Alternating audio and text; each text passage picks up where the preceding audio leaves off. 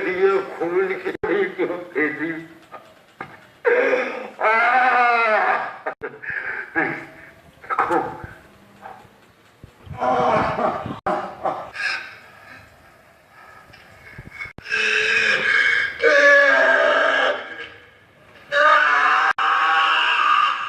विश्व शांति दिवस मनाया जाता है। इस अवसर पर आज गांधी भवन के अंदर इंसानी बिरादरी द्वारा एक कार्यक्रम आयोजित किया गया था।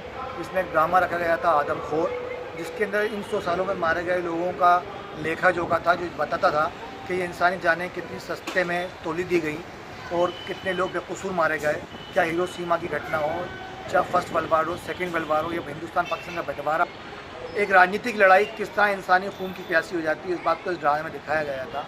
और इस आज से हम एक मुहिम शुरू कर रहे हैं पूरी दुनिया के अंदर कि इंसानियत कायम रहे, मानवता ख़तरे में ना